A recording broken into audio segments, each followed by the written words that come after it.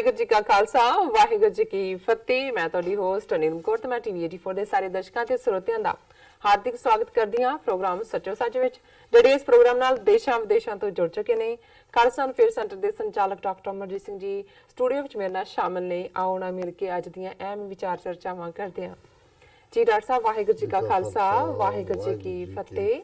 ਜੀ ਡਾਕਟਰ ਸਾਹਿਬ ਜੀ ਆਇਆਂ ਨੂੰ ਪ੍ਰੋਗਰਾਮ ਸੱਚੋ ਸੱਚ ਵਿੱਚ। ਬਹੁਤ ਸ਼ੁਕਰੀਆ ਜੀ ਡਾਕਟਰ ਸਾਹਿਬ, ਅੱਜ 2 ਜਨਵਰੀ 2019 20 ਪੋ ਨਾਨਕਸ਼ਾਹੀ ਸੰਮਤ 550 ਦਾ ਦਿਨ ਹੈ ਤੇ ਡਾਕਟਰ ਸਾਹਿਬ ਪ੍ਰੋਗਰਾਮ ਸ਼ੁਰੂ ਕਰਨ ਤੋਂ ਪਹਿਲਾਂ ਅਸੀਂ ਹਮੇਸ਼ਾ ਤਰ੍ਹਾਂ ਆਪਣੇ ਦਰਸ਼ਕਾਂ ਤੇ ਸਰੋਤਿਆਂ ਨਾਲ ਸੀ ਵਿਊਅਰਸ, ਜੇ ਤੁਸੀਂ ਹੱਕ ਸੱਚ ਇਨਸਾਫ ਤੇ ਪੈਰਾ ਦਿੰਦਾ ਇੱਕੋ ਇੱਕ ਚੈਨਲ ਟੀਵੀ 84 ਨੂੰ ਦੇਖਣਾ ਚਾਹੁੰਦੇ ਹੋ ਤਾਂ ਤੁਸੀਂ ਦੇਖ ਸਕਦੇ ਹੋ ਸਪੈਕਟਰਮ ਕੇਬਲ, ਆਰਸੀਨ ਕੇਬਲ, ਬੈਲਫਾਲ cable in Canada, roku, Jadoo box, ਸ਼ਾਵਾ, ਫੇਸਬੁੱਕ ਟੀਵੀ 84 ਦੀ ਐਪ ਰਾਹੀਂ online streaming and IP box ਤੇ ਤੁਸੀਂ ਟੀਵੀ 84 ਨੂੰ ਦੇਖ ਸਕਦੇ ਹੋ। ਵਿਊਅਰਸ, ਇਹ ਵੀ ਦੱਸ ਦਈਏ ਜੋ ਸਾਡੇ ਪ੍ਰੋਗਰਾਮ ਦਾ ਸਮਾਂ ਹੈ ਉਹ 7:30 ਤੋਂ ਲੈ ਕੇ 9 ਵਜੇ ਤੱਕ ਹੈ ਔਰ ਤੁਸੀਂ ਇਸ ਨੂੰ ਲਾਈਵ YouTube ਤੇ ਜਾ ਕੇ ਟੀਵੀ 84 ਦੇ ਚੈਨਲ ਤੇ ਦੇਖ ਸਕਦੇ ਹੋ ਔਰ ਤੁਸੀਂ ਉਸ ਤੇ ਆਪਣੇ ਕਮੈਂਟ ਵੀ ਸ਼ੇਅਰ ਕਰ ਸਕਦੇ ਹੋ, ਭੇਜ ਸਕਦੇ ਹੋ ਸਾਨੂੰ।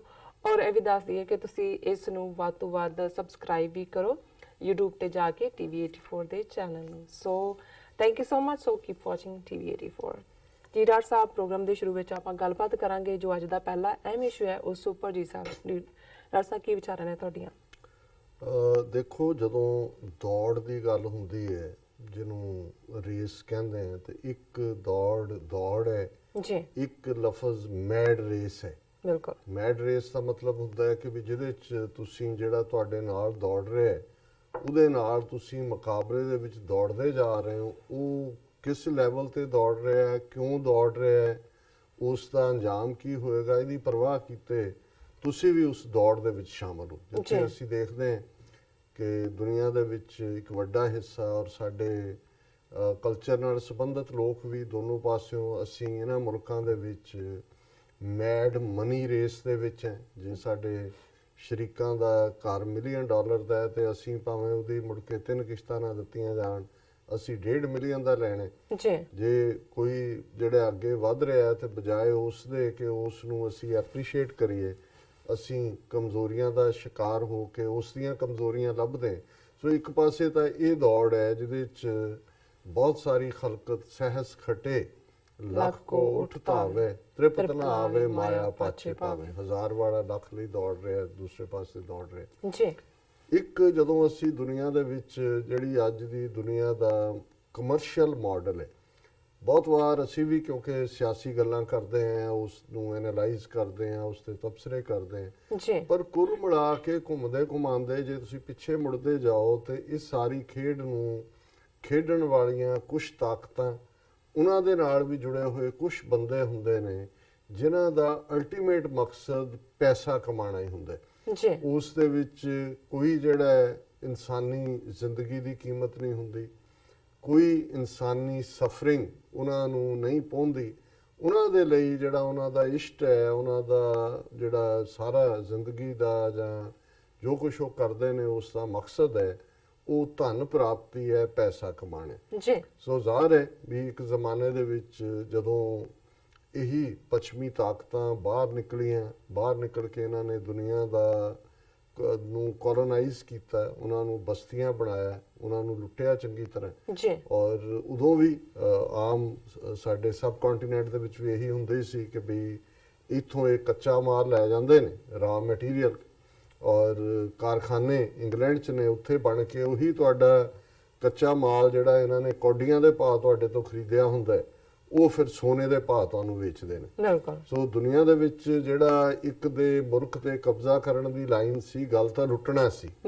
ਉਹ ਸਿੱਧੇ ਤੌਰ ਤੇ ਵੀ ਉਸ ਤੋਂ ਪਹਿਲਾਂ ਸਾਡੇ ਖਿੱਤੇ 'ਚ ਹਮਲਾਵਰ ਜਿਹੜੇ ਦਰਾ ਖੈਬਰ ਤੋਂ ਆਏ ਅਲੈਗਜ਼ੈਂਡਰ ਦੇ ਜ਼ਮਾਨੇ ਤੋਂ ਲੈ ਕੇ, ਉਹਨਾਂ ਦਾ ਮਕਸਦ ਵੀ ਇਹੀ ਸੀ ਕਿ ਉਹਨਾਂ ਨੂੰ ਕਾਲੋਨੀਆਂ ਬਣਾਓ, ਉੱਥੇ ਆਪਣੀ ਫੌਜ ਛੱਡ ਦਿੰਦੇ ਸੀ, ਫਿਰ ਜੋ ਕੁਝ ਵੀ ਉਹਨਾਂ ਲੋਕਾਂ ਦੇ ਪੱਲੇ ਹੈ ਉਹ ਲੁੱਟਦੇ ਰਹਿੰਦੇ ਸੀ। ਔਰ ਇਹੀ ਜਿਹੜਾ ਮਾਡਲ, ਇਸ ਨੂੰ ਰਾਜ ਦਾ ਮਾਡਲ ਕਹਿੰਦੇ ਸੀ ਜੀ, ਅਸੀਂ ਕਿਸੇ ਤੇ ਰਾਜ ਕਰ ਰਹੇ।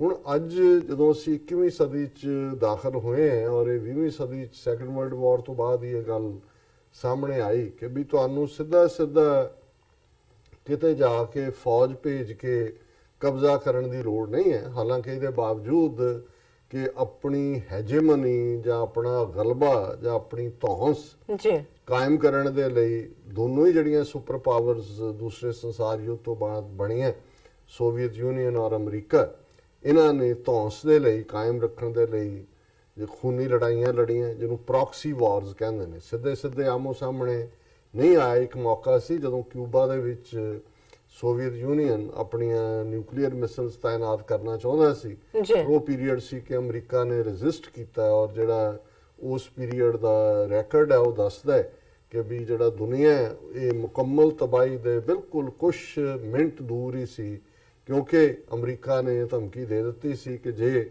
ਸੋਵੀਅਤ ਯੂਨੀਅਨ ਜਿਹਨੂੰ ਅੱਜ ਵੀ ਜਿਸ ਤੇ ਫਿਲਮਾਂ ਵੀ ਬਣੀਆਂ, ਲਿਖਿਆ ਵੀ ਜਾਂਦਾ, ਉਹਨੂੰ ਕਿਊਬਾ ਮਿਸਲ ਕ੍ਰਾਈਸਿਸ ਕਿਹਾ ਜਾਂਦਾ ਹੈ। ਔਰ ਇਹ ਅਮਰੀਕਾ ਨੇ ਕਿਹਾ ਸੀ ਕਿ ਜੇ ਸੋਵੀਅਤ ਯੂਨੀਅਨ ਨੇ ਇਥੋਂ ਜਿਹੜਾ ਉਹ ਪੁੱਲ ਬੈਕ ਨਾ ਕੀਤੀਆਂ ਤੇ ਅਸੀਂ ਜਿਹੜਾ ਨਿਊਕਲੀਅਰ ਜਾ ਰਹੇ ਹਾਂ ਵਾਰ 'ਚ। ਜੀ ਸੋ ਜ਼ਾਹਰ ਹੈ ਵੀ ਅੱਜ ਹੀ ਕਿਊਬਾ ਦੇ ਫਿਡਲ ਕਾਸਟਰੋ ਦੇ ਭਰਾ ਨੇ ਵੀ ਬੜਾ ਕਾਸਟੀਗੇਟਿੰਗ ਮੈਸੇਜ 60 ਸਾਲ ਦੇ ਇਸ ਪੀਰੀਅਡ ਨੂੰ ਮੁੱਖ ਰੱਖ ਕੇ ਦਿੱਤਾ ਹੈ, ਅਮਰੀਕਾ ਨੂੰ ਚੰਗੀ ਤਰ੍ਹਾਂ ਜਿਹੜਾ ਉਹ ਨੈਗੇਟ ਕੀਤਾ ਹੈ। ਪਰ ਇਹ ਉਹ ਵੱਡਾ ਕ੍ਰਾਈਸਿਸ ਸੀ ਜਿਹਦੇ ਹੁੰਦਿਆਂ ਇੱਕਦਮ ਜਿਹੜਾ ਫਿਰ ਸੋਵੀਅਤ ਯੂਨੀਅਨ ਨੇ ਬੈਕ ਆਫ ਕਰ ਲਿਆ, ਔਰ ਉਹ ਜਿਹੜੀ ਦੁਨੀਆ ਦੀ ਤਬਾਹੀ ਹੈ ਉਹ ਬਚ ਗਈ। ਲੇਕਿਨ ਇਹਦੇ 'ਚ ਕੋਈ ਸ਼ੱਕ ਨਹੀਂ ਹੈ ਕਿ ਇਹ ਦੋਨੋਂ ਹੀ ਜਿਹੜੀਆਂ ਸੁਪਰ ਪਾਵਰਸ ਨੇ, ਇਹਨਾਂ ਨੇ ਦੁਨੀਆ ਦੇ ਵਿੱਚ, ਉਹ ਭਾਵੇਂ ਕੋਰੀਅਨ ਵਾਰ ਹੋਏ ਜਿਹੜੀ ਇਮੀਡੀਏਟਲੀ ਅਰਲੀ 50s 'ਚ ਹੋਈ, ਜਿਹਦੇ 'ਚ ਕਈ ਮਿਲੀਅਨਸ ਮਾਰੇ ਗਏ, ਉਹ ਵੀ ਪ੍ਰੌਕਸੀ ਵਾਰ ਸੀ। ਸਾਊਥ ਕੋਰੀਆ ਦੇ ਨਾਲ ਅਮਰੀਕਾ ਖਲੋਤਾ ਸੀ, ਨਾਰਥ ਕੋਰੀਆ ਦੇ ਪਿੱਛੇ ਸੋਵੀਅਤ ਯੂਨੀਅਨ ਸੀ ਔਰ ਚਾਈਨਾ ਸੀ। ਇਸੇ ਤਰ੍ਹਾਂ ਅਸੀਂ ਦੇਖਦੇ ਹਾਂ ਵਿਤਨਾਮ ਕ੍ਰਾਈਸਿਸ। ਵਿਤਨਾਮ ਵੀ ਅੱਜ ਭਾਵੇਂ ਇੱਕ ਮੁਲਕ ਬਣ ਗਿਆ, ਪਰ ਇਹਨਾਂ ਦੇ ਦੋ ਹਿੱਸਿਆਂ ਨੂੰ ਇੱਕ ਉਹ ਸਪੋਰਟ ਕਰਦਾ ਸੀ ਇੱਕੋ।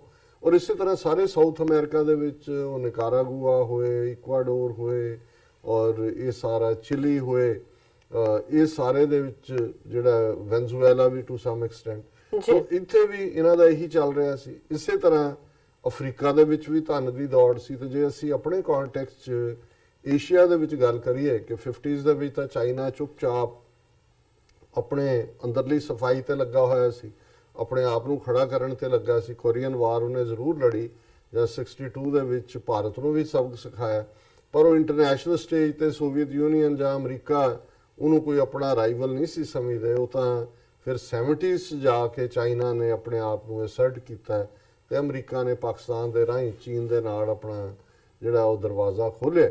ਔਰ ਅੱਜ ਜਦੋਂ ਅਸੀਂ ਦੇਖਦੇ ਹਾਂ ਕਿ ਹੁਣ ਚਾਈਨਾ ਕਿਸ ਲੈਵਲ ਤੱਕ ਚਲਾ ਗਿਆ ਹੈ ਕਿ ਵੀ ਉਹ ਅਮਰੀਕਾ ਨੇ ਟ੍ਰੇਡ ਵਾਰ ਦੇ ਗਾਈਜ਼ ਦੇ ਥੱਲੇ, ਇਨਫੈਕਟ ਇਹ ਕ੍ਰਾਈਸਿਸ ਸੁਪਰ ਪਾਵਰ ਦਾ ਇੱਕ ਦੂਜੇ ਦੇ ਨਾਲ ਹੀ ਹੈ, ਕਿਉਂਕਿ ਆਲਰੇਡੀ ਚਾਈਨਾ ਇਕਨੋਮਿਕਲ ਜਾਇੰਟ ਹੈ, ਇਕਨੋਮਿਕਲ ਸੁਪਰ ਪਾਵਰ ਹੈ, ਔਰ ਮਿਲੀਟੈਰਲੀ ਵੀ ਚਾਈਨਾ ਉਸ ਡਾਇਰੈਕਸ਼ਨ 'ਚ ਜਾ ਰਿਹਾ, ਕਿਉਂਕਿ ਇਨ ਦਾ ਐਂਡ ਜਿਹਦੇ ਕੋਲ ਪੈਸੇ ਨੇ, ਇਕਨੋਮੀ ਹੈ, ਉਹੀ ਇਸ ਪਾਸੇ ਵੀ ਆਉਂਦਾ ਹੈ। ਉਹ ਵੀ ਇਹਨਾਂ ਨੂੰ ਜਿਹੜਾ ਚੈਲੰਜ ਪਾਸਦਾ, ਔਰ ਉੱਥੇ ਸਾਰੀ ਜਿਹੜੀ ਹੈ ਇੱਕ ਨਵੀਂ ਸਫਬੰਦੀ ਉਸ ਖਿੱਤੇ ਦੇ ਵਿੱਚ ਹੋ ਰਹੀ ਹੈ। ਚਾਈਨਾ ਔਰ ਰਸ਼ੀਆ ਉਹ ਵੀ ਨੇੜੇ ਆ ਰਹੇ ਨੇ ਇੱਕ ਦੂਜੇ ਦੇ।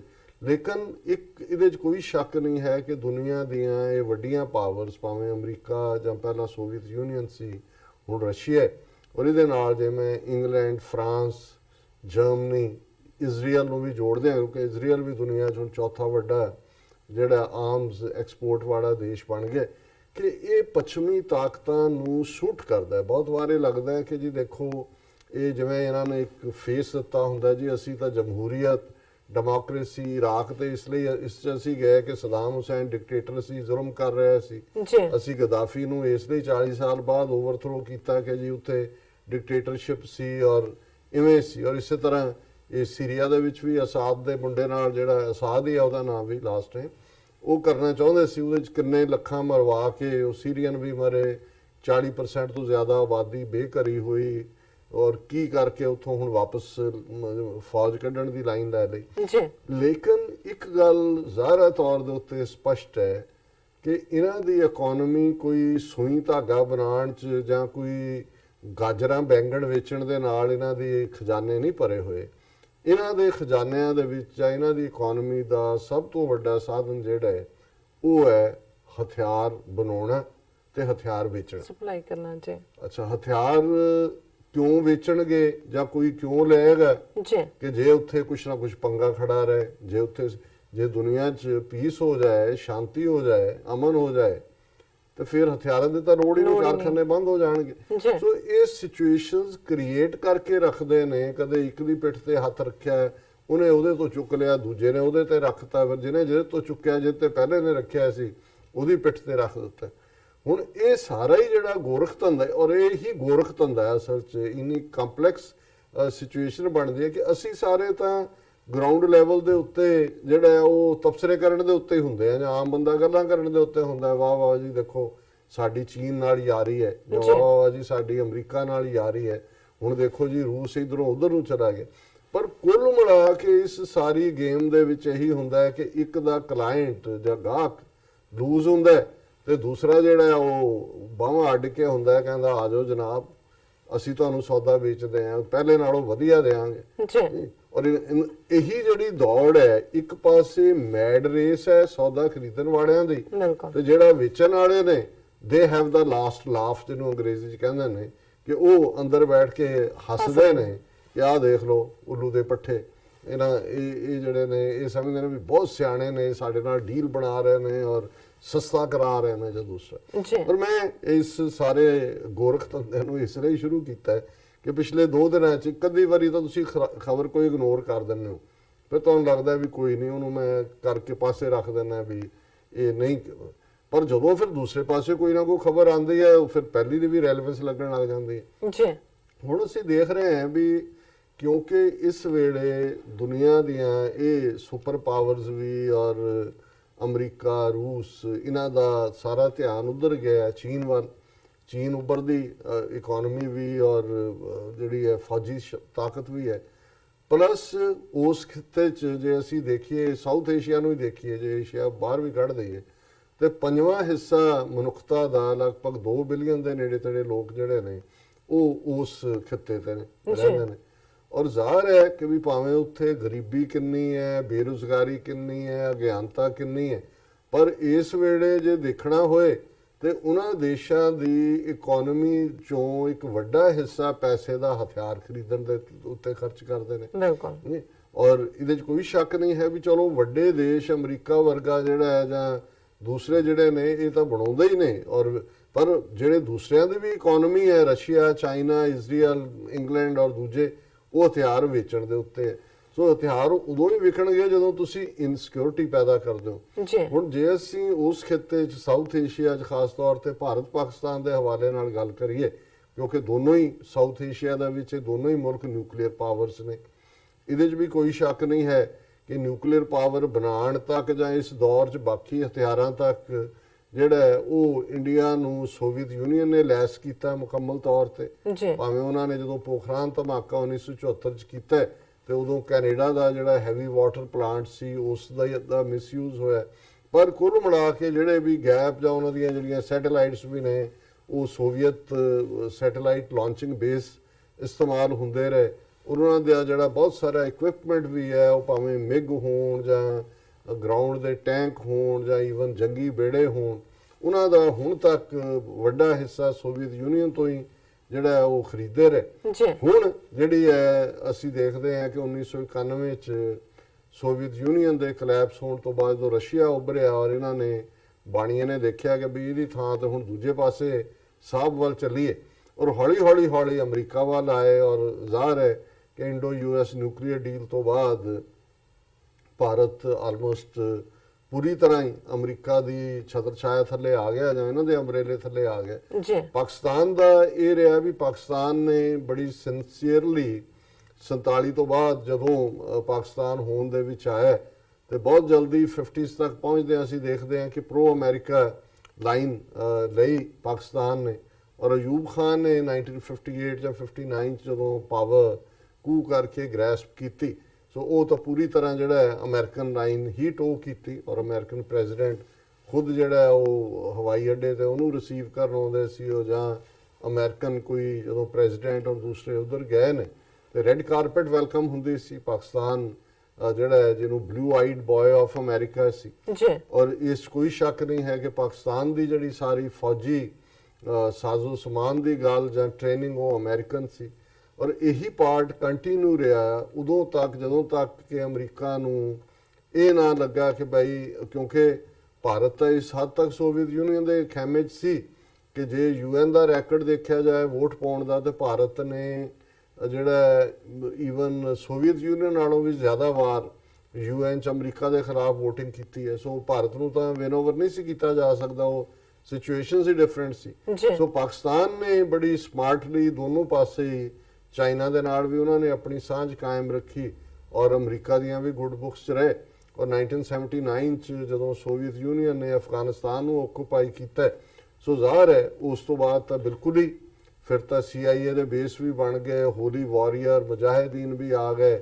ਫਿਰ ਅਸੀਂ ਦੇਖਦੇ ਹਾਂ ਕਿ ਉਹ 1979 ਤੋਂ ਲੈ ਕੇ 1999 ਤੱਕ, 1984-85 ਚ ਜ਼ਿਆਦਾ ਸ਼ੁਰੂ ਹੋਇਆ, ਪਰ ਅਗਲੇ 7-8 ਸਾਲ ਫਿਰ ਪੂਰੀ ਤਰ੍ਹਾਂ ਪਾਕਿਸਤਾਨ ਔਰ ਅਮਰੀਕਾ, CIA ਤੇ ISI ਇਹ ਘਿਓ ਖਿਚੜੀ ਸੀ। ਉਦੋਂ ਕਿਸੇ ਨੂੰ ਨਹੀਂ ਸੀ ਲੱਗਦਾ ਕਿ ਵੀ ਇਹ ਕਿੱਧਰ ਨੂੰ ਗੱਲ ਲੈ ਕੇ ਜਾਏਗੀ। ਉਸ ਦਾ ਖਮਿਆਜ਼ਾ ਪਾਕਿਸਤਾਨ ਨੂੰ ਕੀ ਭੁਗਤਣਾ ਪਿਆ। ਜੰਗ ਉਹਨਾਂ ਦੀ ਬਰੂਹਾਂ ਤੇ ਤਾਂ ਲੜੀ ਗਈ, 6 ਮਿਲੀਅਨ ਦੇ ਕਰੀਬ ਅਫਗਾਨ ਰਿਫਿਊਜੀ ਵੀ ਆਏ, ਔਰ ਉਸ ਤੋਂ ਬਾਅਦ ਵੱਡੀ ਗੱਲ ਜਿਹੜੀ ਗਨ ਕਲਚਰ ਆਇਆ, ਔਰ ਬਿਲਕੁਲ ਉਹਨਾਂ ਨੂੰ ਸਾਰਿਆਂ ਨੂੰ ਲਾਵਾਰਸ ਛੱਡ ਕੇ ਅਫਗਾਨਾਂ ਨੂੰ ਅਮਰੀਕਾ ਨੇ ਆਪਣਾ ਡੋਰੀ ਡੰਡਾ ਚੁੱਕਿਆ ਤੇ ਆ ਗਏ ਇੱਧਰ ਨੂੰ।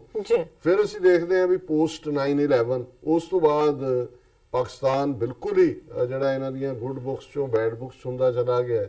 ਨਤੀਜੇ ਦੇ ਤੌਰ ਤੇ ਟਰੰਪ ਤੱਕ ਪਹੁੰਚਦੇ ਆ ਸਿਚੁਏਸ਼ਨ ਇਹ ਬਣੀ ਕਿ ਇਧਰੋਂ ਭਾਰਤ ਪੂਰੀ ਤਰ੍ਹਾਂ ਅਮਰੀਕਾ ਦੇ ਨਾਲ ਵਗਲਗੀਰ ਹੈ, ਔਰ ਪਾਕਿਸਤਾਨ ਦੇ ਨਾਲ ਚਾਈਨਾ ਤਾਂ ਆਪਣਾ ਨਿਭਾ ਰਿਹਾ ਹੈ ਦੋਸਤੀ ਦਾ ਫਰਜ਼, ਲੇਕਿਨ ਅਮਰੀਕਾ ਨੇ ਨਾ ਸਿਰਫ ਪਿੱਠ ਮੋੜੀ, ਸਗੋਂ ਏਡ ਬੰਦ ਕਰਨ ਦੇ ਨਾਂ ਥੱਲੇ ਜੋ ਫੀ ਜਾਂ ਦੂਜੀ ਉਹ ਕਰਦੇ ਸੀ ਉਹ ਵੀ ਰੋਕੀ।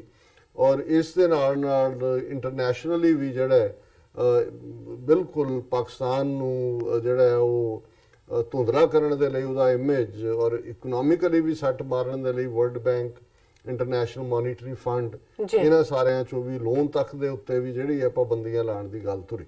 ਹੁਣ ਜ਼ਾਹਰ ਹੈ ਕਿ ਵੀ ਇਹ ਸਾਰਾ ਸਿਨੈਰੀਓ, ਕਿਉਂਕਿ ਅਸੀਂ ਅੱਗੇ ਵੀ ਰਿਪੀਟ ਕਰਦੇ ਹਾਂ, ਪਰ ਇਹ ਜ਼ਰੂਰੀ ਹੁੰਦਾ ਹੈ ਵੀ ਜਿਸ ਕੰਟੈਕਸਟ 'ਚ ਗੱਲ ਕਰ ਰਹੇ ਹਾਂ ਉਸ ਸਿਨੈਰੀਓ ਨੂੰ ਐਕਸਪਲੇਨ ਕੀਤਾ ਜਾਏ। ਬਿਲਕੁਲ।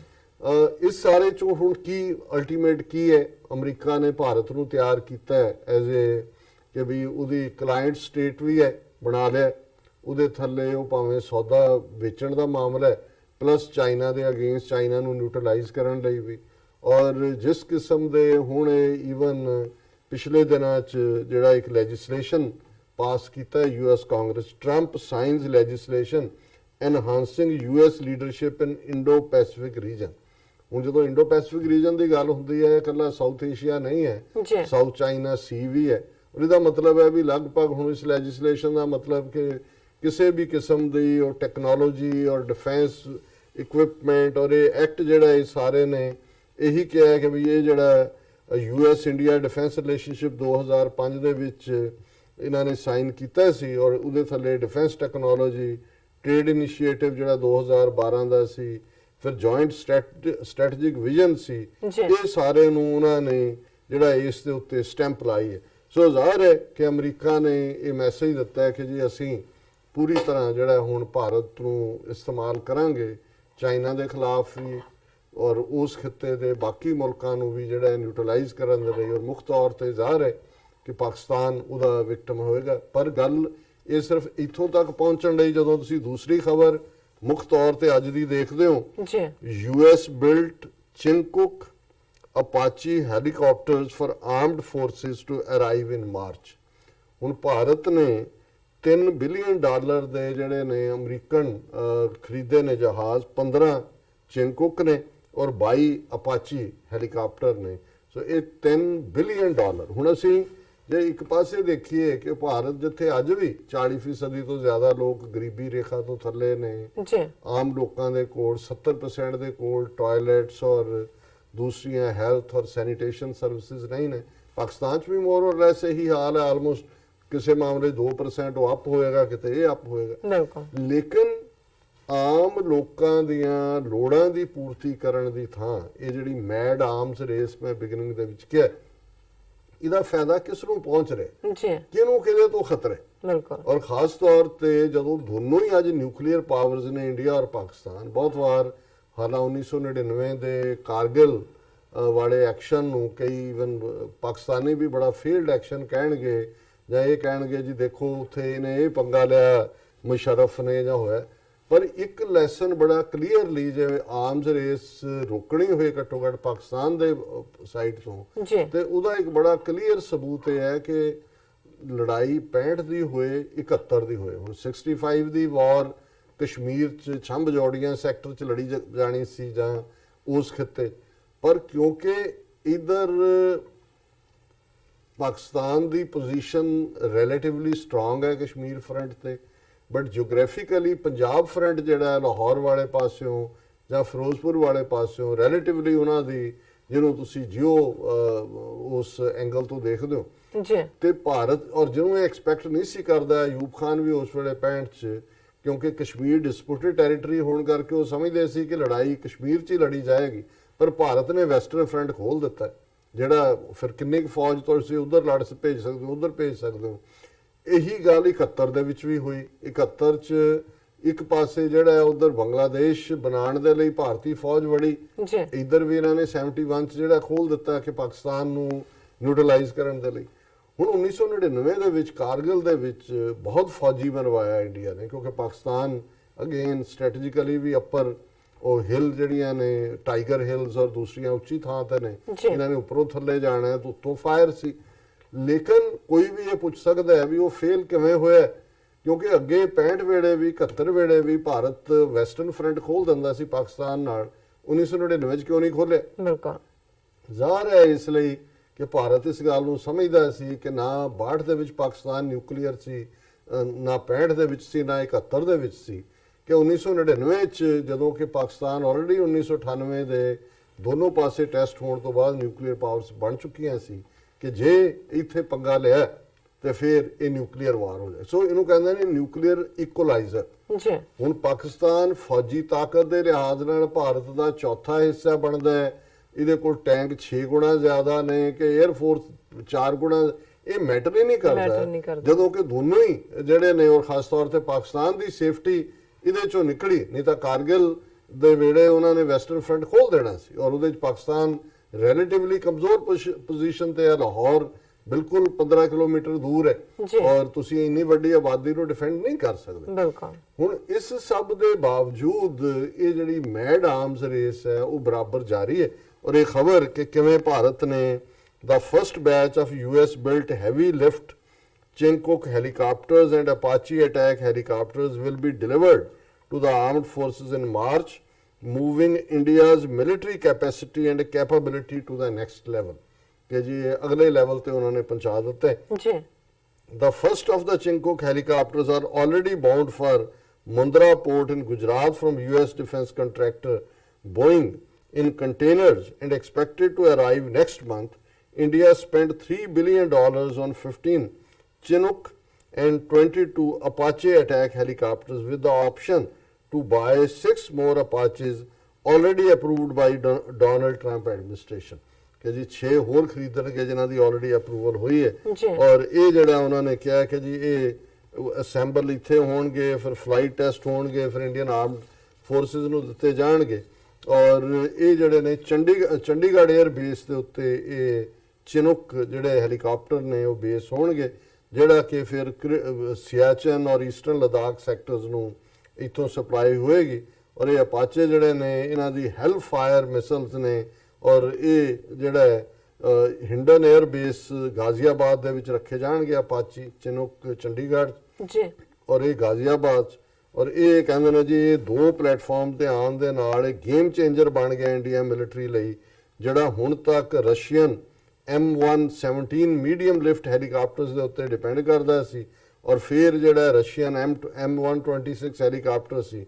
ਹੁਣ ਇੰਡੀਆ ਦੀ ਅਟੈਕ ਕੈਪੈਸਿਟੀ ਜਿਹੜੀ ਹੈ ਉਹ ਬਹੁਤ ਵੱਧ ਗਈ ਹੈ ਔਰ ਇਹ ਉਹਨਾਂ ਨੇ ਕਿਹਾ ਜੀ ਫਿਕਰ ਜ਼ਰੂਰ ਹੈ ਕਿ ਜਿਮ ਮੈਟਿਸ ਜਿਹੜਾ ਡਿਫੈਂਸ ਸੈਕਟਰੀ ਸੀ ਉਹ ਪਹਿਲਾਂ ਇੰਡੀਆ ਦਾ ਦੋਸਤ ਸੀ, ਹੁਣ ਉਹ ਰਿਜ਼ਾਈਨ ਕਰ ਗਿਆ ਤੇ ਨਵਾਂ ਕਿਉਂ ਜਾ ਹੋਏਗਾ, ਪਰ ਉਹਨਾਂ ਨੇ ਕਿਹਾ ਜੀ ਕਿ ਵੀ ਉਹਨਾਂ ਨੇ ਅਮਰੀਕਾ ਨੇ ਅਸ਼ੋਰ ਕੀਤਾ ਕਿ ਤੁਸੀਂ ਫਿਕਰ ਨਾ ਕਰੋ, ਇਹ ਤੁਹਾਡੀ ਮਰਜ਼ੀ ਦਾ ਹੀ ਹੋਏਗਾ ਔਰ ਕੋਈ ਨੁਕਸਾਨ ਨਹੀਂ ਹੋਏਗਾ।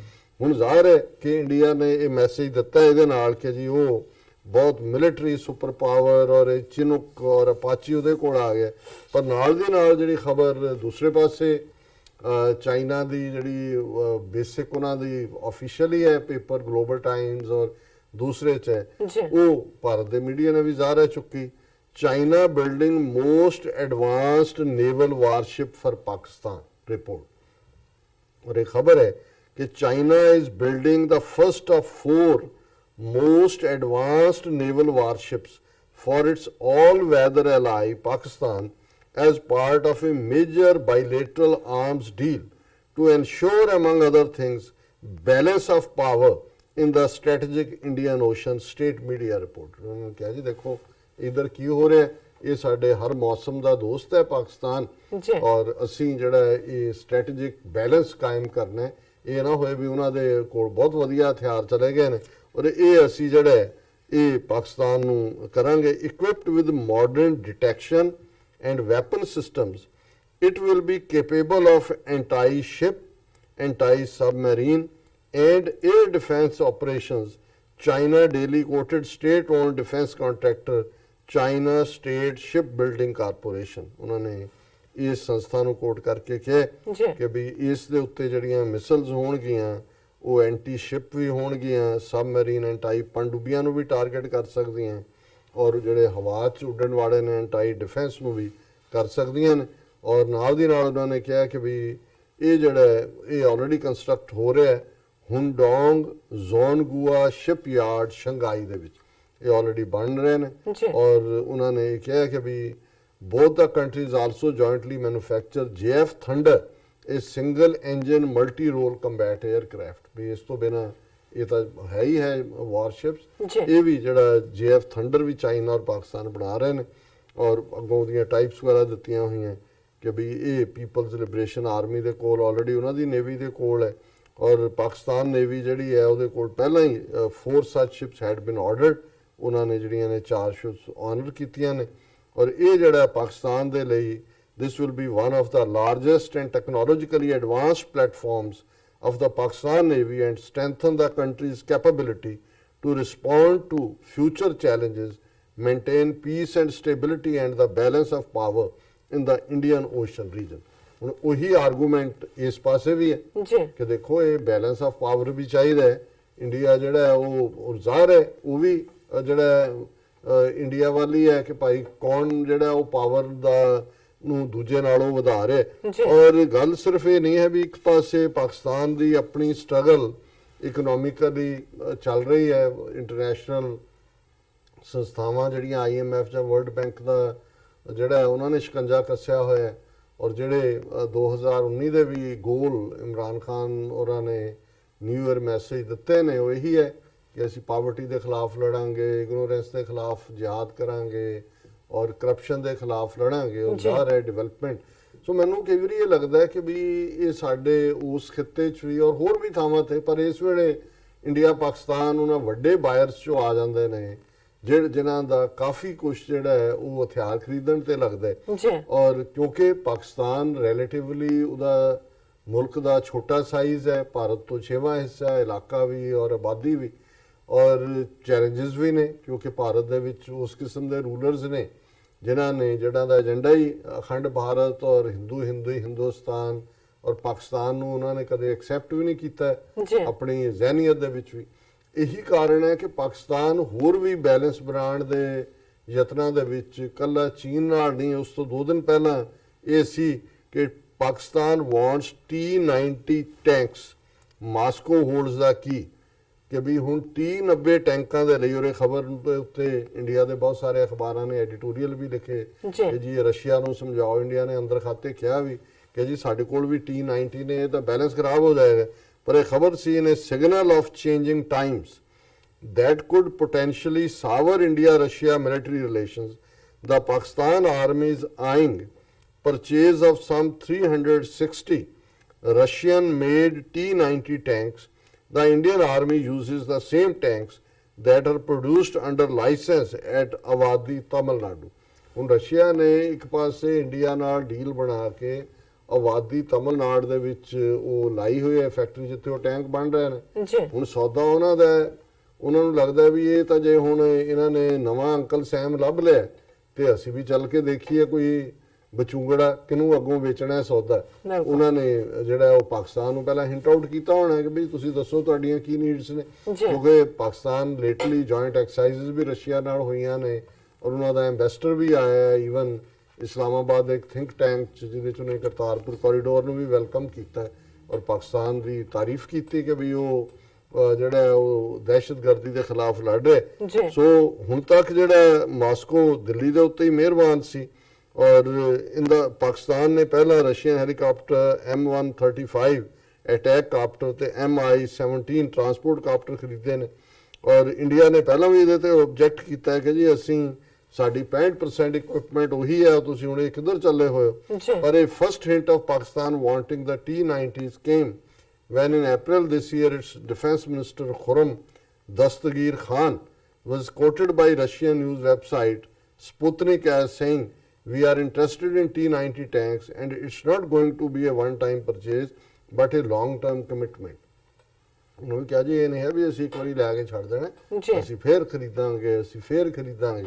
ਸੋ ਕੁੱਲ ਮਿਲਾ ਕੇ ਇਸ ਪਾਰਟ ਨੂੰ ਅਸੀਂ ਜਦੋਂ ਦੇਖਦੇ ਫਿਰ ਮੈਨੂੰ ਇਹ ਲੱਗਦਾ ਕਿ ਵੀ ਇਸ ਸਾਰੇ ਦੇ ਬਾਵਜੂਦ ਕਿ ਵੀ ਇੱਕ ਪਾਸੇ ਹੁਣ ਇੱਕ ਇਹਨਾਂ ਦੀ 1999 ਦੇ ਵਿੱਚ ਸਮਝੌਤਾ ਹੋਇਆ ਸੀ ਭਾਰਤ ਪਾਕਿਸਤਾਨ ਦਾ, ਜਿਹਨੂੰ ਲਾਗੂ 1991 ਦੇ ਵਿੱਚ ਕੀਤਾ ਕਿ 1 ਜਨਵਰੀ ਨੂੰ ਜਿਹੜੇ ਦੋਨੋਂ ਦੇਸ਼ ਨੇ ਉਹ ਇੱਕ ਦੂਜੇ ਨੂੰ ਲਿਸਟਾਂ ਦੇਣਗੇ ਕਿ ਉਹਨਾਂ ਦੇ ਦੇਸ਼ਾਂ 'ਚ ਜਿਹੜੀਆਂ ਨਿਊਕਲੀਅਰ ਇੰਸਟਾਲੇਸ਼ਨਸ ਨੇ ਉਹ ਕਿੱਥੇ ਨੇ ਔਰ ਦੂਸਰਾ ਕਿ ਵੀ ਜਿਹੜੇ ਪ੍ਰਿਜ਼ਨਰ ਨੇ ਉਹਨਾਂ ਦੇ ਭਾਵੇਂ ਉਹ ਸਿਵਿਲੀਅਨ ਨੇ ਜਾਂ ਜਿਵੇਂ ਬਹੁਤੇ ਤਾਂ ਮਛੇਰੇ ਹੀ ਹੁੰਦੇ ਨੇ, ਇਧਰਲੇ ਮੱਛੀਆਂ ਫੜਦੇ ਉਧਰ ਜਾ ਵੜਦੇ ਨੇ, ਉਹ ਗ੍ਰਿਫਤਾਰ ਹੋ ਜਾਂਦੇ ਨੇ, ਪਰ ਇੰਡੀਅਨ ਜਿਹੜੇ ਪ੍ਰਿਜ਼ਨਰ ਨੇ ਉਹ ਜ਼ਿਆਦਾ ਨੇ, ਸ਼ਾਇਦ 529 ਦੇ ਕਰੀਬ ਨੇ ਪਾਕਿਸਤਾਨ ਦੇ ਕੋਲ, ਜਿਹਨਾਂ 'ਚ ਸਿਵਿਲੀਅਨ ਵੀ ਨੇ ਔਰ ਮਛੇਰੇ ਵੀ ਨੇ ਔਰ ਭਾਰਤ ਦੇ ਕੋਲ ਸ਼ਾਇਦ 300 ਦੇ ਨੇੜੇ ਤੇੜੇ। ਸੋ ਇਸ ਵਾਰ 1 ਜਨਵਰੀ ਨੂੰ ਜਿਹੜੀ ਖਬਰ ਅਸੀਂ ਨਹੀਂ ਸੀ ਡਿਸਕਸ ਕੀਤੀ ਕਿ ਦੋਨਾਂ ਨੇ ਉਹ ਐਗਰੀਮੈਂਟ ਚੱਲ ਰਿਹਾ ਹੈ ਕਿ ਵੀ ਉਹਨਾਂ ਨੇ ਸ਼ੇਅਰ ਕੀਤਾ ਵੀ ਸਾਡੀਆਂ ਨਿਊਕਲੀਅਰ ਇੰਸਟਾਲਮੈਂਟਸ ਇੱਥੇ ਨੇ ਔਰ ਲਿਸਟ ਵੀ ਉਹਨਾਂ ਨੇ ਦਿੱਤੀ। ਪਰ ਨਾਲ ਦੀ ਨਾਲ ਜਦੋਂ ਇਹ 2 ਦਿਨਾਂ ਦੇ ਵਿੱਚ ਹੀ ਇਹ ਖਬਰਾਂ ਜਿਹੜੀਆਂ ਨੇ ਉਹ ਪੂਰੇ ਪਾਸੇ ਲੱਗੀਆਂ ਤੇ ਮੈਨੂੰ ਇਹ ਲੱਗਿਆ ਕਿ ਮੈਂ ਆਖਿਆ ਕਿ ਵੀ ਇਹ ਚਾਹੁੰਦੇ ਹੋਏ ਜਾਂ ਨਾ ਚਾਹੁੰਦੇ ਹੋਏ ਇਸ ਦੌੜ ਦੇ ਵਿੱਚ ਜਿਹੜੇ ਨੇ ਉਹ ਸ਼ਾਮਲ ਹੋਏ ਨੇ। ਨਤੀਜਾ ਸਫਰਰ ਕੌਣ ਹੈ? ਜਿਵੇਂ ਮੈਂ ਕਿਹਾ ਕਿ ਵੀ big brother has the last laugh.